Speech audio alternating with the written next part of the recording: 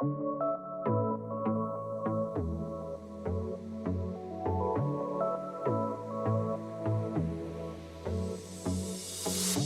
everyone. Welcome back to Nuance Needed. I'm Amanda. And this is Sam. And today we're going to talk about sexual shame and masturbation and sex.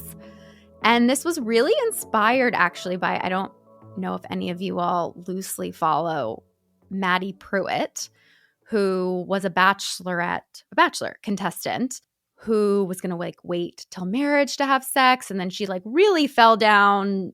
She married someone who was super religious and a billionaire, and she's super religious, and she has sort of become like an inspirational Christian speaker, which is a very odd, it's a hard niche left turn. Yeah, it is interesting to be like, you were on The Bachelor and you felt comfortable with that, but now you're doing this. And what sparked sort of all of this, Maddie recently came out and said she actually described it as she had an addiction to sexual sin, which we'll get into and talk about. But the quote from her is, "Thankfully, by the grace of God and by the power of godly community and people around me, I've been free from porn and masturbation for 10 years.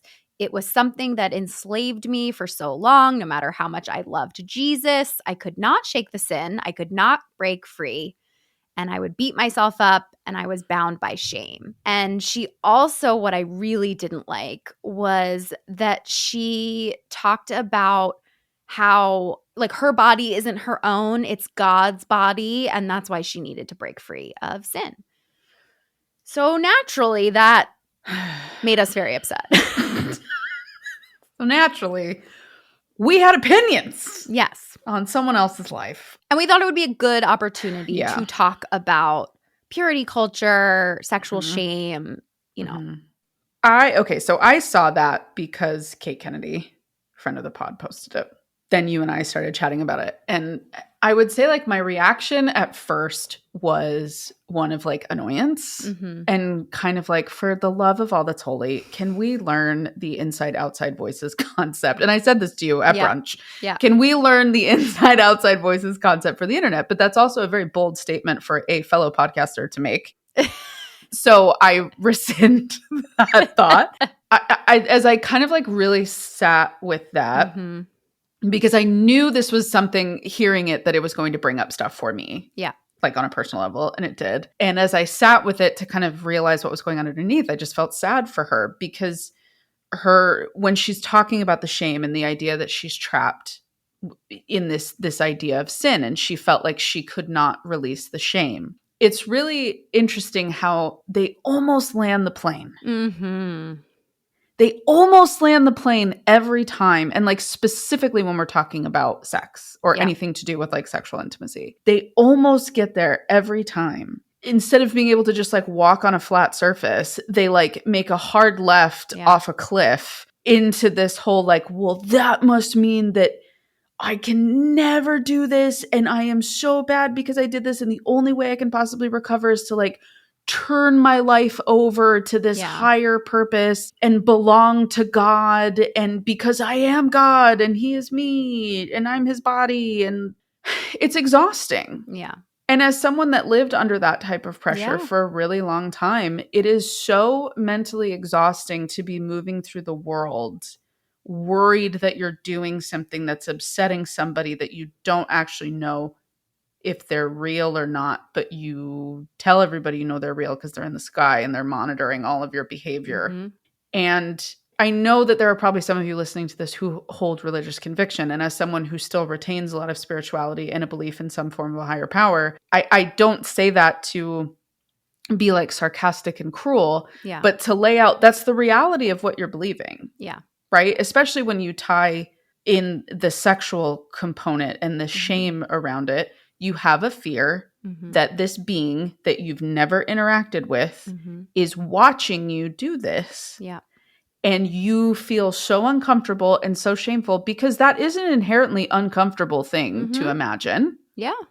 That in these very private, very intimate, biologically normal moments, there's this figure witnessing you making this mistake. Yeah.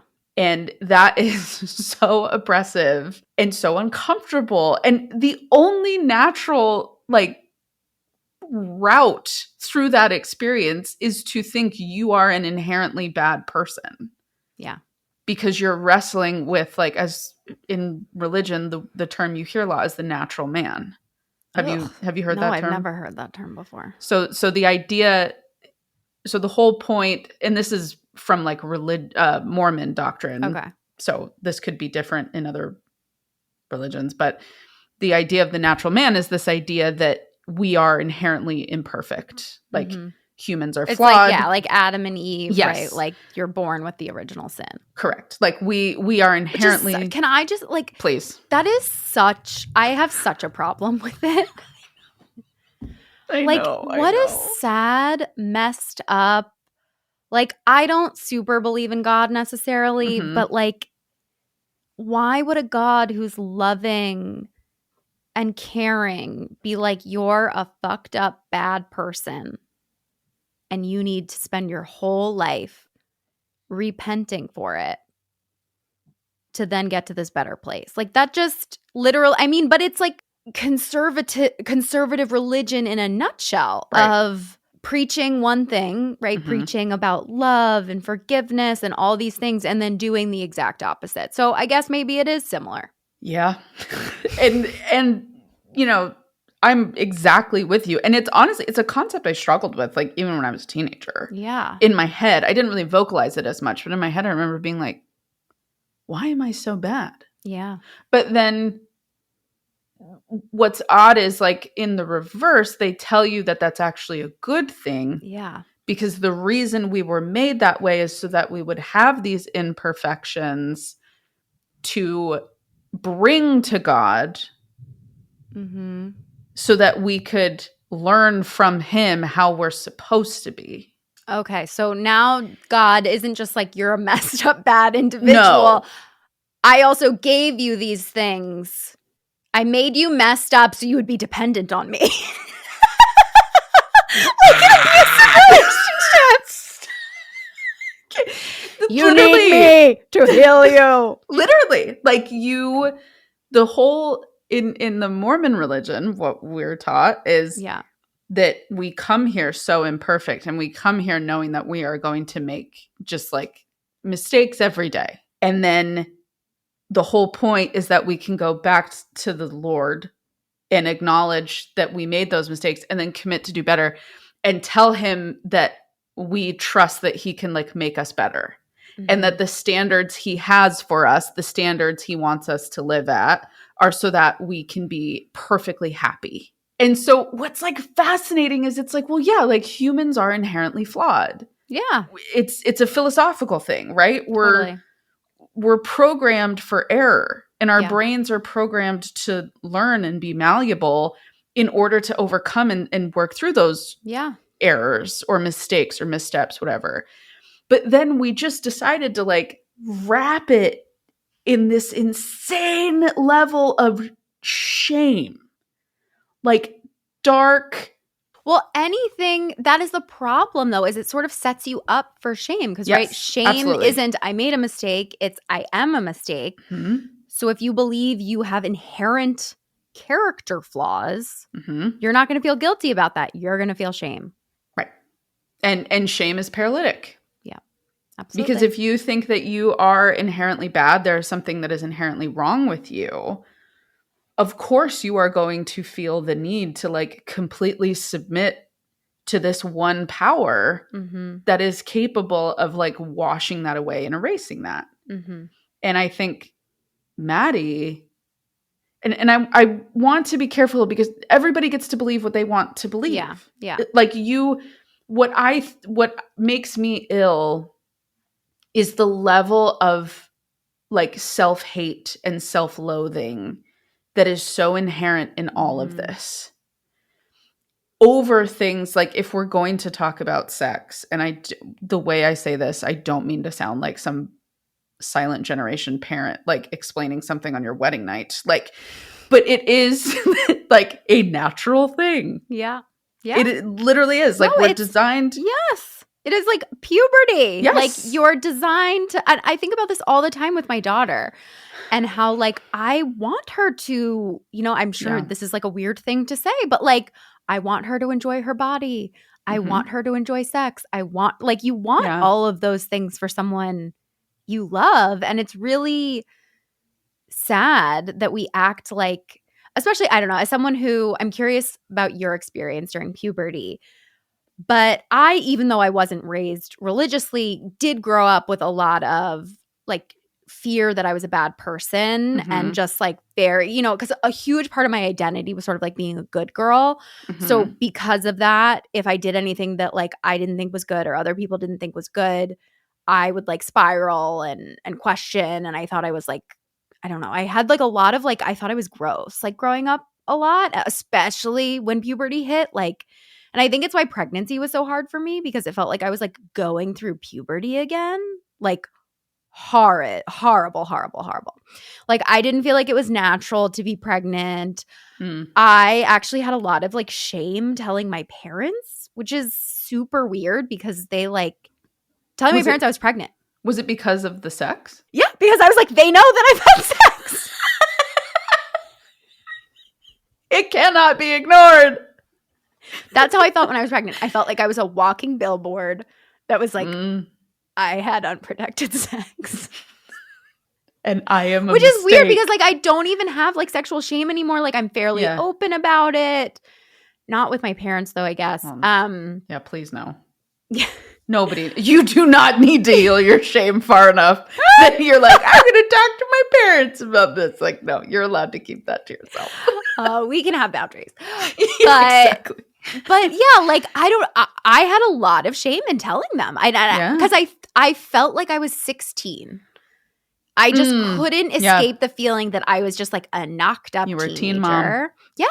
And it felt very strange to go from my whole life. I was essentially told if you got pregnant, it would be the worst thing that ever happened to you. Like my parents talked a lot growing up about like, if you get pregnant, your life is over, sort of. And like, that is the worst thing that can happen to a girl, which is so hilarious, right? Because my parents didn't really talk to my brother about like the worst thing you could do is probably get a girl pregnant, Yeah, of course not. I digress. So it's very strange to go from that to then in my experience, right, I got married and then it was like, when are you going to have kids? When are you going to have kids? When are you going to have kids? And it kind of very quickly switches from this is the worst thing that could ever happen to you to this is the best thing that could ever happen to you. And I felt very lost and disoriented in that space, especially because I got pregnant quickly. So I just felt like fertile myrtle. Like, I don't know. I just felt like disgusting about it, which I know anyone who like, I'm not trying to, anyone who's struggling to get pregnant, like, my God, I have so much compassion for you. I just was like shocked and in fairness to you, you didn't think it was going to happen quickly. Yeah. We've had that conversation before. I didn't. Yeah. But it was just it's literally like I don't know, it just brought up everything from puberty. I hated puberty. I hated developing boobs. Like I thought I was disgusting and gross. Like I wasn't one of those kids that was like, I'm a woman now. And I was like, oh, stop this. I want to be a kid forever. And I think part of that was like figure skating also because I very much knew like the second you develop curves, you are going to have to change. Relearn how to do different things and stuff. But yeah, what was puberty like for you? Oh boy. I didn't, well, okay. The complicating factor for me was my thyroid went bust. Yeah. At like 13. Yeah. So up until I was about end of 12, beginning of 13, I was kind of like a fairly standard kid. But then I put on probably like 40 pounds in like 6 months. Oh, that's so hard. And like my diet hadn't changed, like my fitness level hadn't changed. And so you're already like, and even if I look back on pictures at the time, it almost looked like someone had pumped me with air. Like it wasn't like fat. Like it was just like water and like bloat. Yeah. And so I already wanted to die. Yeah. And then I had insanely curly hair. Yeah. Like my hair was even thicker than it is now, which Yeah. seems very hard to believe, but it was. And so I just like, it wasn't so much that I hated my body for changing. It was that I just knew it was changing into something that I was like, no. Like, I don't want it to be this way. Yeah. And, you know, weight kind of ended up being a thing that is something that is still with me to this day. I kind of feel like I have a like winter coat, if you will. Like I'm a pretty fit person. I work out like 5 days a week. I eat fairly well. Yeah. And I don't look it, I think. And that's why, right? Like health isn't a size. Right. You can't tell someone's level of fitness or how they eat based on how they look. How they look. And I'm also shorter. Yeah. And so anyway, when all of that was like kicking in, middle school was like the worst 3 years of my life. Yeah. And so add that to the messaging I was getting about being a teenager, like from church. Yes. And I'm sure there was like a hard right change of like cover up. Don't. Oh yeah. Yep. Like one time I was at this event thing. It was like a dance. And there were like some activities that we were doing beforehand. And I was like sitting down and my shirt had come up in the back. And they handed me like the big orange shirt of shame that you had to wear, like if your clothes were too revealing. Yeah, it was insane. It was like insane for just your back. It was insane. What? Absolutely insane. And it was stuff like that all the time. So I kind of interpreted it as, because like I was such a people pleaser. Yeah. And, you know, had like so much responsibility at home. Yeah. I was just framing it as like, I know I'm a problem. Like I just was kind of like, I know. Like I'm not attractive. Boys don't want me, even though I want them. And that's okay. And I'll make peace with it. And so I just kind of had this sad like acceptance of my life. But then when I was 15, there was this kid, and I won't name his name for his privacy, but we really, really liked each other. And we were the only, you know, two kids who knew each other. And of course, if anybody knew me growing up, you're going to know who this is, but I won't say his name anyway. We really liked each other. But in the Mormon church, it's like hammered into your head that you can't date until you're 16. Like you can't solo date. So we were 15. And we would, during like weekly youth activities, we would like sneak off and like snog each other's faces off. And we started writing like little spicy letters to each other, and we got caught. Yeah. You would literally think we killed someone. Yeah. And I'm not even like, I am not saying that. It was like grief and devastation from the adults. And I found out like we had to be separated, which was like super traumatic, because for the first time in my life, I found someone who like liked me and wanted me like the way I wanted them. And that just like, like disappeared. And then that I felt so much shame over for like wanting those things and like talking about those things and communicating about those things. And so that like stayed with me. And then, you know, through like dating other guys and having physical experiences with other guys, like it was that way. But then the problem is the guys, they had that same trauma. Yep. So the way they behaved was really odd and very like hot and cold. Yeah. And so like there would be moments where it would be like, oh, we're going too far.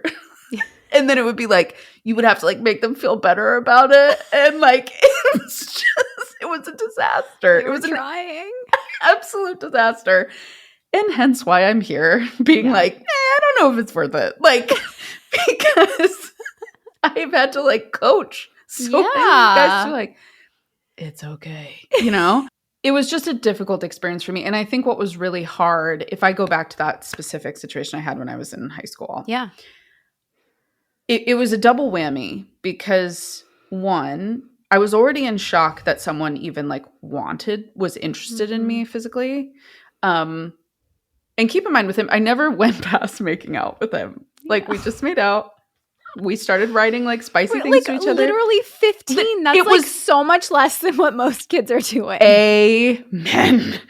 And so just if anybody is listening and knows the story, I want to give him credit. It never went past that. And I think as I got older and started reflecting on things differently and kind of understanding my own traumas and my own experiences, what I realized was like what we were doing was in fact the most normal thing in the world.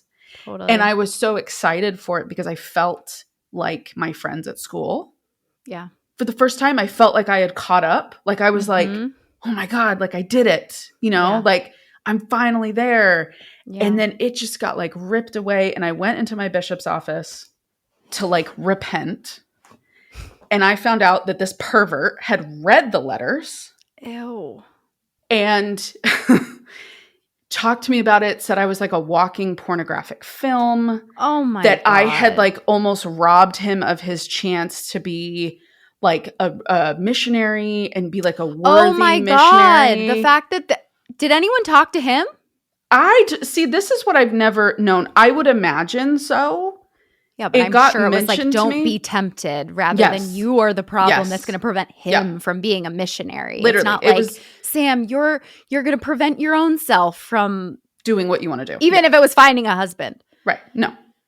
It was all about me. It was the worst. It was one of the worst conversations I've like ever had in my life. And I was a 15-year-old kid. And it's so gloriously inappropriate. And my parents knew of the situation and I've spoken with them about it at length, and they feel awful, and they kind of got like whipped up in the fervor of it. Like kind of being like, oh my God, like our oldest kid is like a slut. Like, what are we going to do? Like, but then it faded with them like pretty quickly. Yeah. And so looking back on that, it shaped everything. Yeah. Because then I'm like, oh, like I wanted this thing, but it's bad that I wanted this thing. But everybody else around me is doing this thing worse than I ever did. Yep. Right? At this age where technically teen pregnancy is a bad thing. You should not want to be a parent at that age. Yeah. Right? Yet it really like messed with my head of like the level of shame and embarrassment. Like I didn't even tell my friends at school that like I was going through this because one, they wouldn't have got it because they were like, why does that matter? Like, why is this even a problem? Right. But if they weren't Mormon, No. So I was just walking around with this, like, I'm a bad person for wanting this and like having explored my body and having like kind of started to understand how that works. And so I just like just shut it down. And then as I got, into my 20s and started kind of exploring that part of myself again, I was able to work through that. And it's also interesting when you start engaging in certain behaviors and you realize like the world kept spinning the next day. Yes, totally. And you're a little like, Yeah. That's not what I was told would happen. Yes. If this happened. Yeah. So when I hear Maddie saying all this, that's where my brain goes. I'm like, this poor woman is feeling like a horrible person for... she's been told she's horrible for masturbating. But also, I think it goes into like the nitty gritty. And I think this is the nuance of the conversation that we can like sort through, which is you're allowed to say to yourself, this is something I don't want to do. Yeah. Like that could be across the board. You could decide to be that's fair.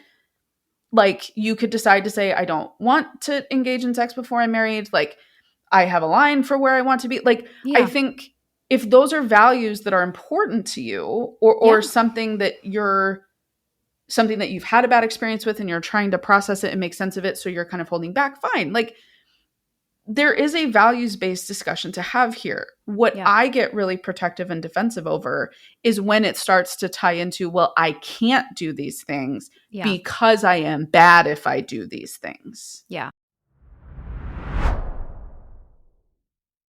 Okay, so if you're listening to this episode and feeling like, oh my gosh, I could actually really use a therapist, we've got you. My practice, Therapy for Women Center, has therapists licensed in 43 states across the country. All the therapists are hired by me, trained by me, handpicked by me, and we really back and support our therapists. We vouch for them, unlike some of these big online therapy platforms.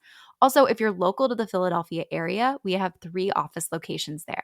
So I would love for you to go to our website, therapyforwomencenter.com, and check it out.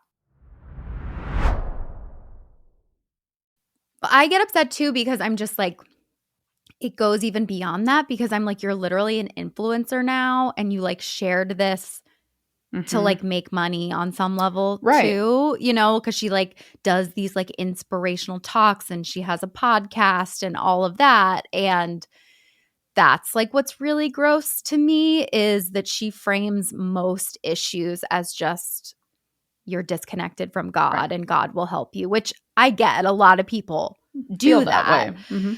But it's just so interesting when you think about sex as like a construct and what people's lines are and like just like virginity is like such a construct.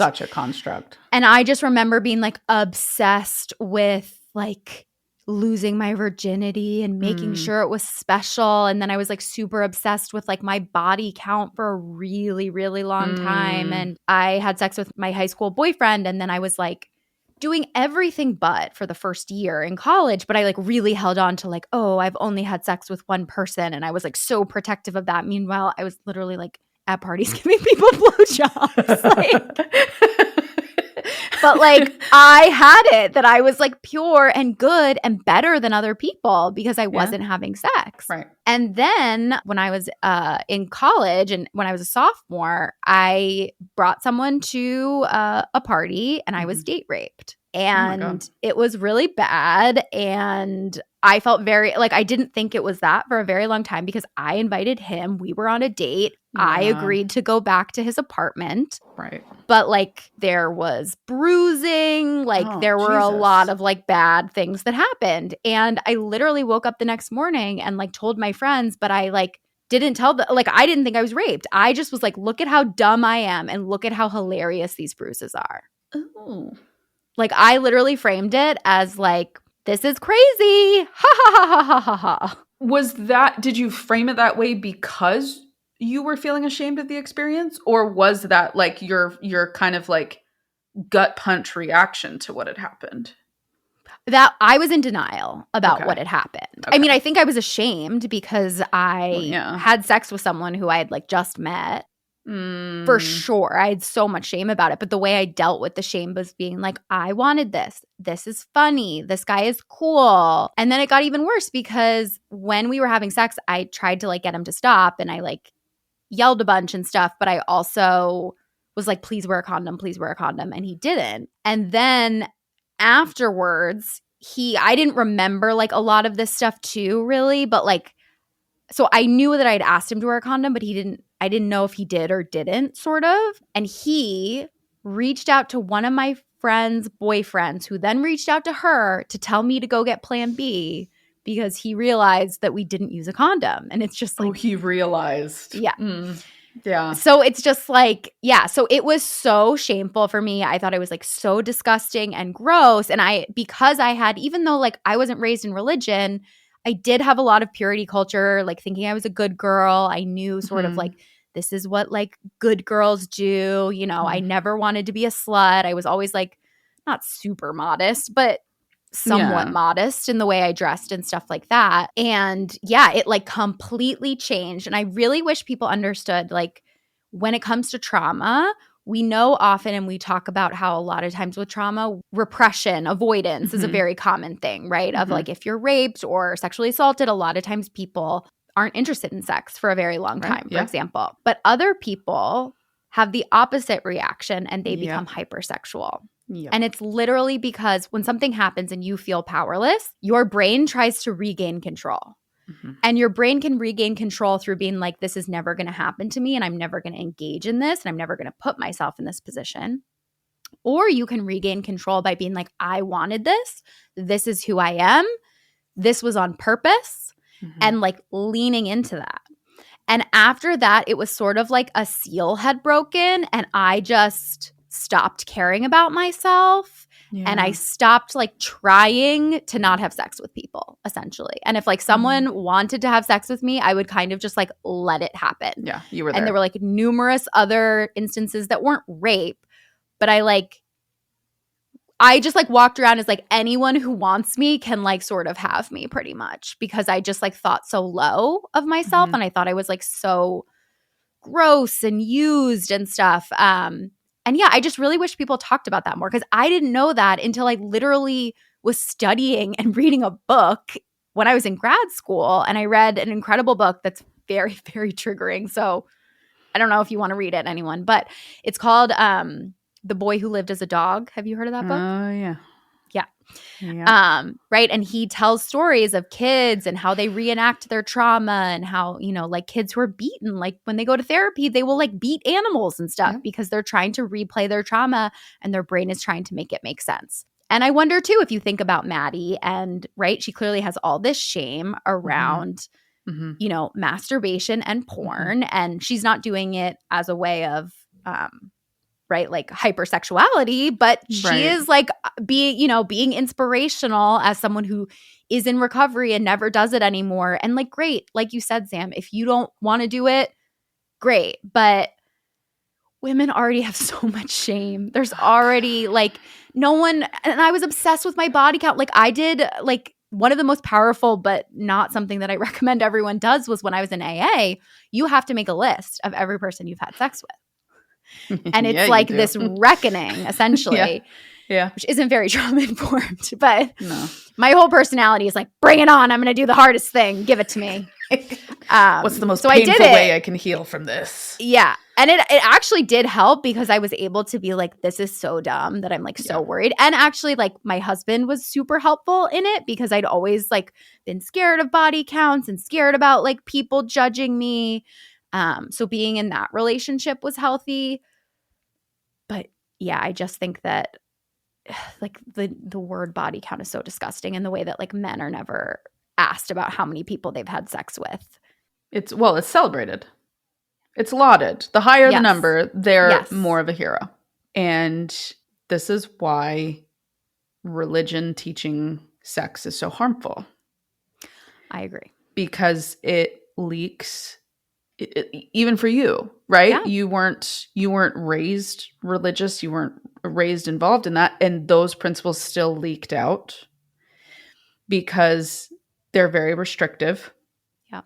And I think what has been a really reflective part of even my religious deconstruction journey, and I think underneath that umbrella, like my sexual shame deconstruction, is that if you are being raised in a religion, you're very rarely taught how to think. You're more often than not told what to think. Yeah. You are told, this is right, this is wrong, this is good, this is bad, this is all good, this is all bad. And that is reinforced to you, especially when you are in it from birth, right? If your family was involved in it, that's what happens. You're raised in those environments where those belief systems are reinforced. And as you get older and you start watching other people go through certain experiences and things happen to them, you see how people who make these quote unquote mistakes are treated.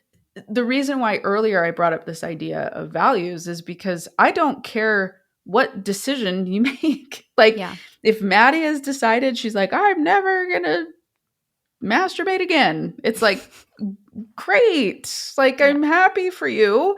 Also great. You have a husband. Like, yeah. So please stop acting like you're brave. Orgasm is fine as long as it's at the hands of someone else. Exactly. It makes no sense. How religion ends up teaching about sex is it's not taught from any sort of an understanding of you learning what your values are first. Yeah. Right? Sure. Like, there's a world where on the spectrum of sex education, abstinence is an option, right?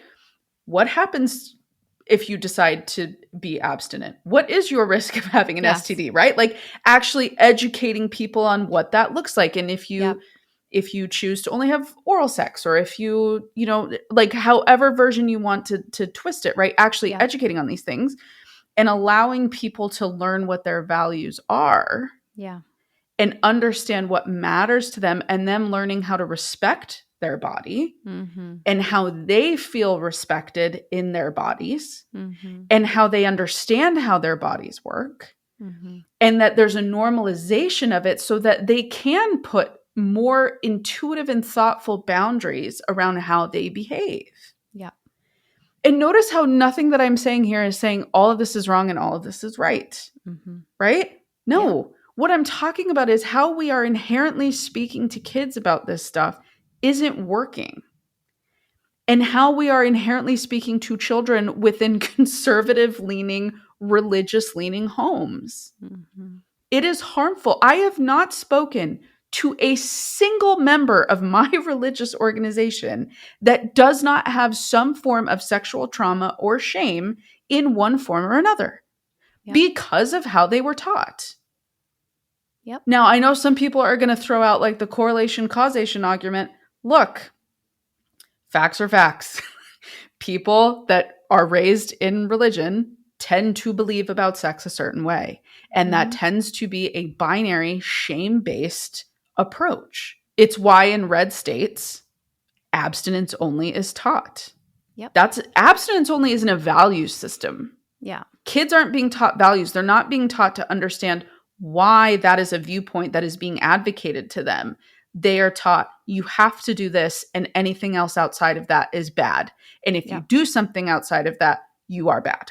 Yep. I think it's also so interesting to think about, and you kind of touched on this, is that even if you aren't raised in a religious home, correct, like my parents were raised religiously. So it's like it filters down. Even if you look at purity culture as a whole, like let's take the United States, because of our very Puritan beginnings, that is how a lot of this stuff sort of has trickled down also, is exactly like you said, like we're not taught to think about what our values are about sex or anything like that. It is just the inherited status quo of girls are sluts, boys are pimps, if you want to say that, right? Like it's not good to have sex before marriage, or you don't want to be perceived a certain way. Like I think even when I was growing up, a lot of it wasn't even about my parents. Like they didn't have a problem with it. They were very, very concerned about other people. They were very concerned about like how your life would be ruined if someone thought of you in a different way, or you would ruin your reputation and stuff like that.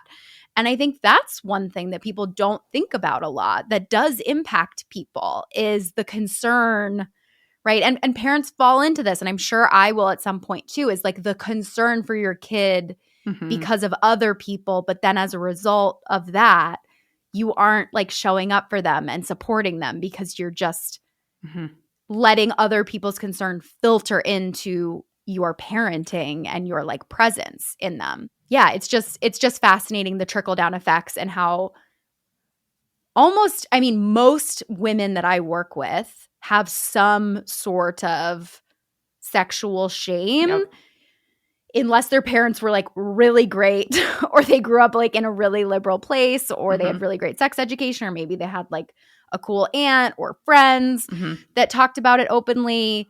But a lot of women fall into avoidance of sexuality or hypersexuality because of this binary, and because we don't have comprehensive sex education, and because even parents don't say what is important. Like my parents never said that. My parents were like, if you have sex and you get pregnant, your life is ruined and you should be afraid of STDs. And, it's very similar to sort of like the just say no to drugs rather than a harm reduction approach, an education approach, because we know that a lot of times when you tell kids to do one thing, they want to do the opposite. And it's so much more powerful to teach them and give them knowledge and choice and allow them to choose for themselves. And then they can be responsible for the choices that they make, versus being in the place of like, I disappointed my parents, I have to hide this, I can't tell them, I can't get support.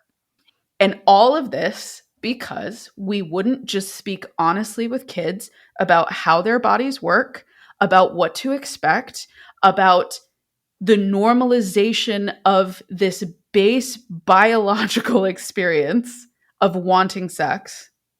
Yeah. And not understanding how to take care of themselves, what their value system is. Well, what is important to you? Like, you know, what matters to you in a relationship? How can you keep yourself safe? How do you protect yourself? You are having none of those conversations. You are just ignoring the elephant in the room their whole life. There is this, like, Maddie talks about this a lot. There's almost this like fetishization of sex when you're married, of like they try to share about it as an advertisement to lure people into getting married, it feels like sometimes. Yes. Where they just like talk about how great, like I know Maddie and specifically her husband do this on their podcast sometimes, of like how incredible sex while married is because it's right and blah, blah, blah, blah, blah. But it's like, again, you go from sex is like horrible and dirty and you should only have it when you're married to then an immediate expectation that like your sex life is incredible. And it's like that's not realistic. No, because sex is a learned skill. Yeah. Yeah. But then if you're not encouraging and fostering that safety within a partnership where you can explore and you advocate for what you want and you are telling men to listen to their partner when their partner is giving them feedback, right? I mean, I remember being in Utah in my early 20s and my mid 20s, and you would, you know, have conversations with friends who had recently been married or people that you know that were married. And the running joke all the time was how women were faking orgasms constantly. Yeah. And because they feel embarrassed about the fact that they have no idea what's happening to their body when this is going on, they just go out in the world and they're like, oh, it's horrible anyway. So you're not really missing out on anything if you don't. Yeah. And so it's a travesty. Like it's a travesty all around. And it ties into the fact that women for centuries have not been allowed to talk about anything. Yeah. It's genius when you look at it if you teach women that their bodies are disgusting and gross, which still filters down, right? Yes. If you look at the way that we discuss like periods, birth, like, you know, all of these things, like, and I wasn't raised in religion and I thought going through puberty that I was disgusting. Yeah. The way that we shame women for getting periods, like, and the embarrassment of like, is it on my pants? Like, yes, did I bleed through? Like the fear of people knowing that. And now we have people that are banning tampons in restrooms. Like, we've lost the plot. We've lost the absolute plot. And I think the fear of ourselves is what's overwhelming. And part of my deconstruction work, a lot of it was the recognition that I didn't have to be afraid of myself or my mind or my desires. Yeah. And that I love that me having those things did not make me less worthy of a human. And that was like a lot of internal work that I had to do to unwind from that and kind of believing what I was deserving of. It's uncomfortable because and I think to anybody who's listening to this, and if any of this has made you uncomfortable, I understand, because these aren't conversations that are had very often. And you don't have to do any work on it if it doesn't impact you and it doesn't bother you. Yeah. But if you feel like you don't have the sex life you want, it is probably a good place to start. Sex therapy is awesome. You don't have to have sex in sex therapy. No. Contrary to what people think.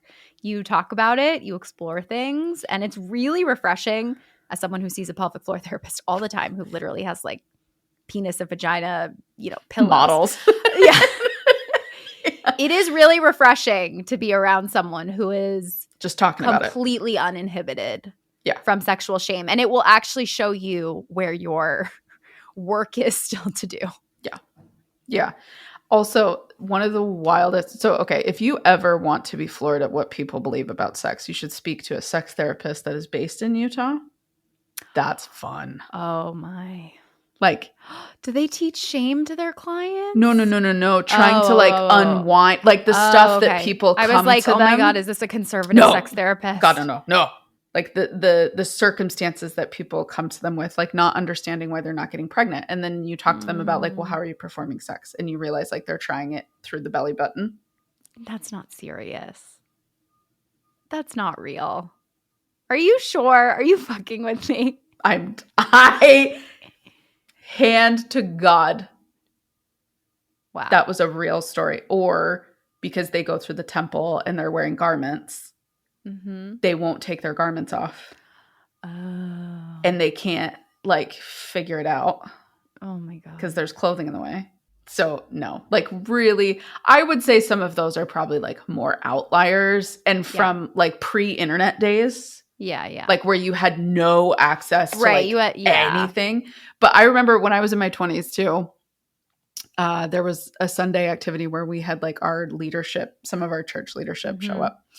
And they would do question boxes where you could ask the leaders questions. Yeah. And they were anonymous. And so you'd like put it in the box and then they'd pick up the box.